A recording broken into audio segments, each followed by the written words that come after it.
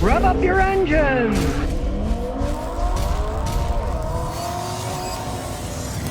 Why do you think the price of gas is bad where you are? There's a Mendocino, California gas station that's now selling gas at $9.63 a gallon. Granted, this is premium gas at $9.94 a gallon, but regular is only 31 cents a gallon cheaper there, so it's still way, way up in the air. The guy who owns the station, Schlafer, he's a 71-year-old guy, here's what he says: I don't give a diddle what the guy down the street thinks. Ha! He didn't even care. He didn't care about his own customers. He didn't care about anything except making a lot of money. And the guy himself is a scumbag. He doesn't even have the price of his gas on the sign up. So you pull in, a lot of people just pull in, fill up, and they're like, whoa, I almost paid $10 a gallon here. He doesn't put it up on a sign. The guy's a real scumbag. And of course, they're taking advantage of their situation. They're on the California Coast Highway. People just, they fill up, they're right there. They don't realize if they go 15 miles north, it's 40% cheaper than what these people are charging them. So, as usual, they're raking the tourist over the coals. So, if you're ever going to Mendocino, my advice is stay away from this guy's station.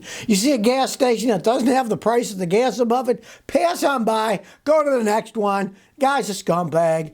It's just ridiculous. Yeah, they're hiding the price just to sucker people in. But they say the locals, one guy said, I filled up my gas in my lawnmower, and I said, I'm never coming back here again. It's kind of disgusting what people do, but that's people for you. Greed. Greed is number one in our country nowadays, Somebody like that, he's in a situation where if he can get away with it, he will. That's why I say, don't opt into this crap. You see stuff like that, report it to other people. Warn them, don't go there. Don't go there yourself. Don't buy products that are overpriced. And eventually, if they don't sell any, they'll go out of business. People don't buy this. You have to set the price down or he'll go out of business. Stupid people buy the gas, then we all have to pay the price. So don't be stupid. Think about stuff before you buy. Well, Volkswagen's already stopped production of their ID.Buzz, the cool little electric van that looks like the old Beetle micro bus, because of, guess what? Battery problems. What a surprise. They say that there's a problem with faulty modules in the battery systems that they're buying from God knows where. They're not making them themselves. Now, it's a new supplier, and guess what? Volkswagen isn't even disclosing who's making these batteries. We know it's going to be China, right? The Germans don't admit they're using Chinese batteries, so they're not telling anybody where these batteries come from. And whoever's making them is doing a crappy job. Now, they've only produced 500 of these things so far. It's not affecting all that many people, but it just shows you how they're racing to hobble these electric vehicles together, not even planning it out all that well, not even telling people where the battery's coming from. What is the secret squirrel time? We're not telling you where our batteries come from. Come on now. It should be an open book so people can see what's going on. ID.Buzz. I mean, come on, Germans. Can you come up with a better name than that? Have you lost all sense of imagination of creating names for things to call them such stupid names? And really, you're Germans. You're supposed to make your own stuff. You're not supposed to buy batteries from somebody else. But they did bit in my butt. Now they're not building them for a while until they figure out how to make batteries for their electric car. Kilmer says, I got a 2014 Toyota Corolla CVT. The tranny seems to be slipping. Only when I go uphill or accelerate when the engine's high, the RPMs will surge from 15 to 2,000 when I'm climbing up or accelerating. I tuned it up, did everything, changed the fluid, but it still does. What could do it? Is my transmission slipping? Yeah, unfortunately it is. Now, Toyota makes, and Honda really make the best CVT transmissions. But, of course, that's a 9-year-old one. That's when they started doing it, and they didn't have them totally perfected yet. And yours, unfortunately, has worn out. I've seen it happen. All the transmission guys that I know, they don't know how to rebuild those things. They buy a remanufactured one. When you find the price and putting one in, a lot of times you go get another car. That's unfortunate. The new ones, my son's got one, the Corolla hybrid, and he loves it. Accelerates great. It's great gas mileage. They perfected them by then. But, unfortunately, yours is old enough that some of them did, and it's pretty much worn out. I say hardly anybody knows how to rebuild them. If it only does it when you're going uphill in that 1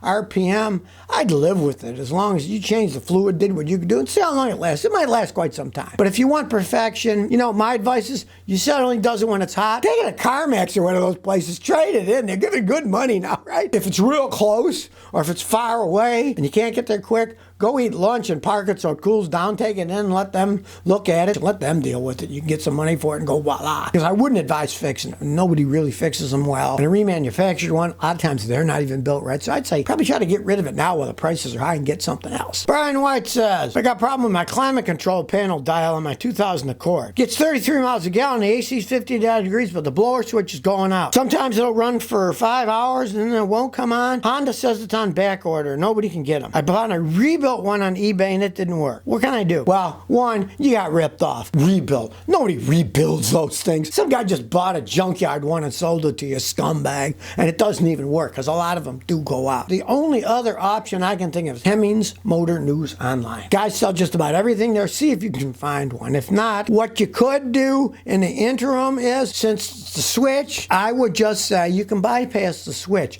You can go to the blower motor itself. There's a power and a ground wire that goes in. And you could run a wire from your battery with a toggle switch and say a 10 amp fuse, run it directly to the fan, and then you'll have full speed fan, and it'll blow while you're waiting for the parts to come if you can't find them, because you can bypass it. Now you won't have different speeds. Turn the switch on, it'll be full speed with the toggle switch. Turn it off, it's off. But hey, when it's hot outside, you want full speed, or put it on defrost instead of in your face, because if you hot wire the fan, it will blow full speed all the time. Then you can just flip the switch down. A simple wire from the battery with a fuse to the power will make it go. It's just power and ground when you get to the fan, and you could do power and ground. You could ground it, then you don't have to even think about the system in the car, and then send power with the switch. It's easy enough to do. Well, if you're waiting for the switch to come, because it might not be for a long time that they're going to actually make them, because all these problems they're having about building parts for cars. Pass at full speed. No, it's not that hard to do. Well, a Tesla Plaid YouTuber boiled his brakes in his Tesla Model S Plaid and crashed the car at like 170 miles an hour. He's modified Tesla Plaid to go faster and faster. He modified the brakes. Did switch over to the racing .4. The race cars use better fluid because it boils at a higher temperature. Well, he did buy a Tesla Model S Plaid, so I would have to say he's pretty stupid to begin with. Put what he thought was a more track-ready brake system on. He claims the brakes boiled. He didn't change the fluid. The first thing you'd do would be change the fluid. So he's driving around a 4,800-pound sedan. They're not lightweight cars. Those electric batteries, they're such heavy batteries, there's nothing they can do. They're going to be heavy cars, right? It wasn't made for that. But a lot of people don't understand this. Those cars aren't made for a lot of things. They kind of like shuffle together. Oh, let's try this. Let's put this together. Kind of like his idea of the Cybertruck. Looks like something that you'd see on The Simpsons. Their dream of what a great car, what Homer would think a great truck would be, you know? Dewani says, my 05 Nissan Pulsar is overheating. It goes between middle and hot after I drive for 20 miles. Mechanic says the radiator isn't working at hot temperatures. So he says it needs a new radiator fan. Here's the best test you can do. Get on a highway. Drive it at 55 miles an hour. You said it overheats after 20 miles. You're driving at 55 miles an hour. If it still overheats, and it's not the fan motor, you don't need a fan. When you're going 55 miles an hour, you got 55 mile an hour wind going through the radiator. If you go a steady 55 for the 20 miles and it doesn't overheat, it has nothing to do with the fans. It's something completely else, like the head gasket's blowing, or you need a new radiator, or you need a water pump, something else. That's the easiest way to test it, because you don't need any fans when you're going 55 miles an hour. That's a real easy test anybody can do. And if it doesn't overheat, then you know it's not the fan that's the problem, because you don't need a fan when you're going 55 miles an hour. It's a great way of testing cars. Still overheats. Going 55, you're, like you said, you might have a bad radiator, stock thermostat, bad water pump, blowing head gaskets, all kinds of things. I have a video that anybody can do themselves. It's called How to Fix an Overheating Car Engine, Scotty.